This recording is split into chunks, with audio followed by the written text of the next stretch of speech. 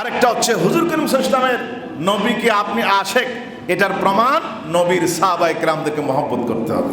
সুবহানাল্লাহ বলেন, আরো জোরে বলেন না। সাহাবায়ে কেরামদের ব্যাপারে নবীজি বলছেন আসহাবি কান্নুজুম, মুখস্থ রাখবেন এই কথাগুলো, খুব বেশি প্রয়োজন এই সময়ের জন্য। আসহাবি কান্নুজুম, এটা তো হাদিস। আর কোরআন কি? কোরআনে কারীম বলা হয়েছে রাদিয়াল্লাহু আনহুম ওয়া রাদু আন। সাহাবায়ে কেরাম কারা?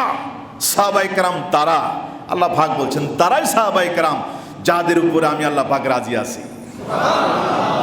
তারা আমার উপর রাজি, আমি তাদের উপর রাজি। সুবহানাল্লাহ বলবেন না?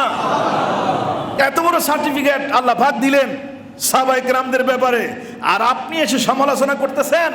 আল্লাহ পাক বলছেন তাদের উপর আমি রাজি আর তারা আমার উপর রাজি। সুবহানাল্লাহ বলেন না সুবহানাল্লাহ।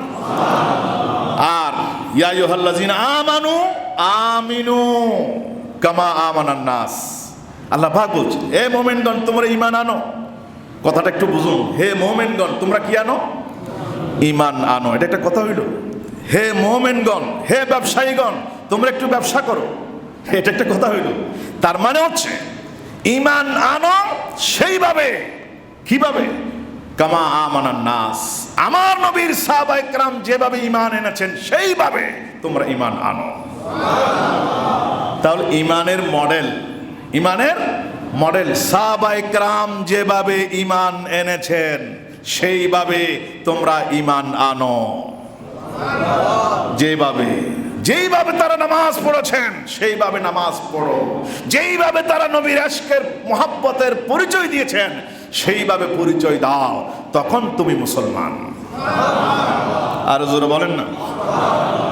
সাহাবায়ে কেরামদেরকে মুহাব্বত করতে হবে।